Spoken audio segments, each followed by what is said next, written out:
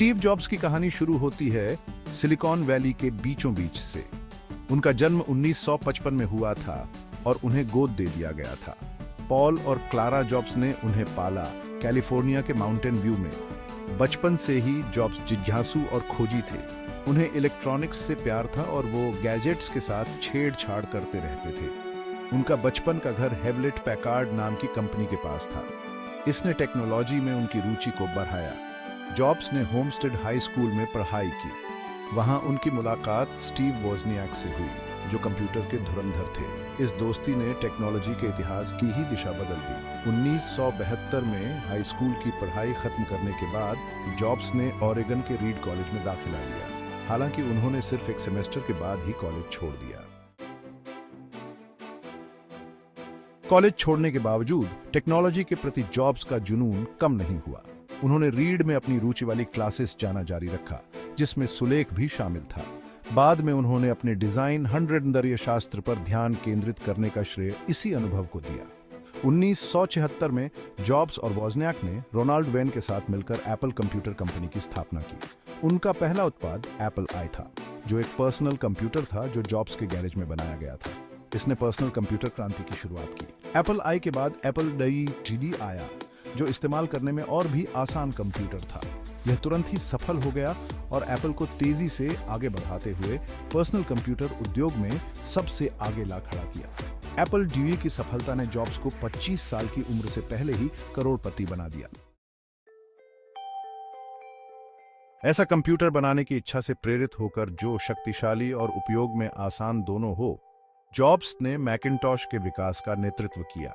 1984 में एक शानदार सुपर बाउल विज्ञापन के साथ पेश किया गया।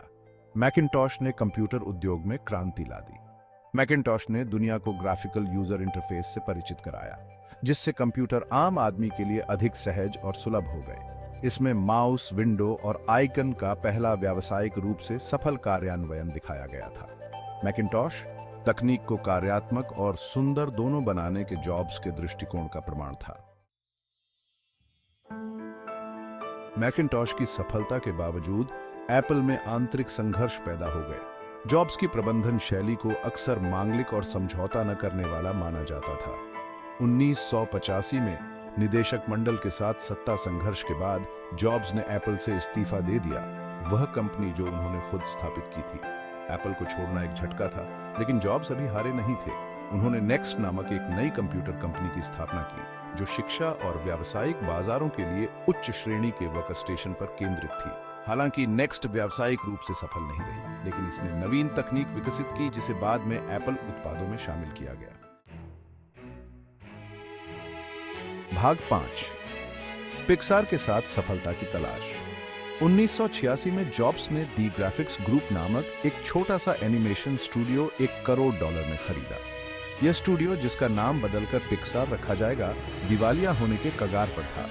जॉब्स ने इसकी क्षमता को पहचाना और इसकी तकनीक और प्रतिभा में जमकर निवेश किया। जॉब्स के नेतृत्व में पिक्सार ने 1995 में टॉय स्टोरी से शुरू होकर आलोचकों और व्यावसायिक रूप से सफल एनिमेटेड फिल्मों की एक पूरी श्रृंखला तैयार की। टॉय स्टोरी कंप्यूटर एनिमेशन में एक बड़ी उपलब्धि थी और पूरी तरह से कंप्यूटर एनिमेटेड पहली फीचर फिल्म थी। जॉब्स के मार्गदर्शन में पिक्सार ने एनिमेशन उद्योग में क्रांति ला दी और एक वैश्विक मनोरंजन कंपनी बन गई। भाग 6, कुशल पुत्र की वापसी। 1997 में एप्पल, जो खुद को बचाए रखने के लिए संघर्ष कर रही थी, ने नेक्स्ट का अधिग्रहण कर लिया, जिससे जॉब्स उस कंपनी में वापस आ गए जिसकी उन्होंने स्थापना की थी। उन्होंने जल्दी ही नियंत्रण अपने हाथ में ले लिया, CEO बन गए और एक उल्लेखनीय बदलाव की शुरुआत की। जॉब्स ने एप्पल की उत्पाद श्रृंखला को सुव्यवस्थित किया, नवाचार और डिजाइन पर ध्यान केंद्रित किया। उन्होंने कई प्रतिष्ठित उत्पादों को पेश किया, जिन्होंने कंपनी और तकनीकी उद्योग को फिर से परिभाषित किया। iMac ने अपने रंगीन पारभासी डिजाइन के साथ पर्सनल कंप्यूटर बाजार को फिर से जीवंत कर दिया। इसने एक प्रौद्योगिकी नेता के रूप में एप्पल के पुनरुत्थान की शुरुआत को चिह्नित किया। भाग 7, नवाचार में ढली एक विरासत। जॉब्स के नेतृत्व में एप्पल ने नई सहस्राब्दी में कई नए उत्पादों के साथ प्रवेश किया। 2001 में एप्पल ने iPod पेश किया, जो एक पोर्टेबल डिजिटल म्यूजिक प्लेयर था। जिसने लोगों के संगीत सुनने के तरीके को बदल दिया। 2003 में लॉन्च हुए iTunes म्यूजिक स्टोर के साथ आईपॉड ने संगीत उद्योग को बदल दिया और एक डिजिटल मीडिया पावर हाउस के रूप में एप्पल की स्थिति को मजबूत किया। जॉब्स के पास उपभोक्ता की जरूरतों का अनुमान लगाने और ऐसे उत्पाद बनाने की कला थी जो लोगों के जीवन में आसानी से समाहित हो जाते थे। भाग 8, बीमारी से जूझते हुए लाखों को प्रेरित करते हुए। 2004 में जॉब्स ने घोषणा की कि उन्हें अग्नाशय का कैंसर हो गया है। अपनी अदम्य भावना के अनुरूप उन्होंने एप्पल का नेतृत्व करते हुए बीमारी से लड़ाई जारी रखी। उन्होंने दृढ़ रहते हुए सर्जरी और वैकल्पिक इलाज कराया। अपनी स्वास्थ्य चुनौतियों के बावजूद जॉब्स ने रेवोल्यूशनकारी उत्पादों का अनावरण करना जारी रखा। 2007 में एप्पल ने आईफोन पेश किया, जो एक रेवोल्यूशनकारी स्मार्टफोन था जिसमें एक शानदार डिजाइन को एक शक्तिशाली ऑपरेटिंग सिस्टम और एक उपयोगकर्ता के अनुकूल इंटरफेस के साथ जोड़ा गया था। आईफोन ने मोबाइल फोन के परिदृश्य को हमेशा के लिए बदल दिया। भाग 9, एक युग का अंत। 2010 में एप्पल ने आईपैड पेश किया, जो एक टैबलेट कंप्यूटर था जिसने मोबाइल उपकरणों की एक नई श्रेणी बनाई। एक जादुई उपकरण बनाने का जॉब्स का दृष्टिकोण, जो शक्तिशाली और सहज दोनों हो, आईपैड के साथ साकार हुआ। उपभोक्ता इलेक्ट्रॉनिक्स बाजार में एप्पल के प्रभुत्व को और मजबूत करते हुए यह तुरंत ही सफल हो गया।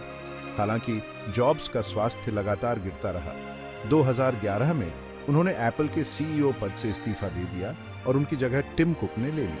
5 अक्टूबर 2011 को 56 वर्ष की आयु में स्टीव जॉब्स का निधन हो गया, एक ऐसी विरासत को पीछे छोड़ते हुए जो आज भी दुनिया को प्रेरित और आकार दे रही है। भाग 10, स्टीव जॉब्स की अविस्मरणीय विरासत। प्रौद्योगिकी, मनोरंजन और डिजाइन पर स्टीव जॉब्स का प्रभाव अतुलनीय है। वह एक दूरदर्शी नेता थे जिन्होंने परंपराओं को चुनौती दी और जो संभव था उसकी सीमाओं को आगे बढ़ाया।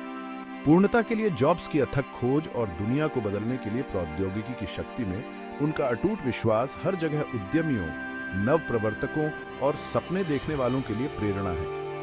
उनकी विरासत उनके द्वारा बनाए गए उत्पादों से कहीं आगे तक फैली हुई है। उन्होंने दुनिया को सरलता, डिजाइन और उपयोगकर्ता अनुभव का महत्व सिखाया। जॉब्स की कहानी हमें याद दिलाती है कि प्रतिकूलता का सामना करते हुए भी जुनून, दृढ़ संकल्प और उत्कृष्टता की अथक खोज से सब कुछ संभव है।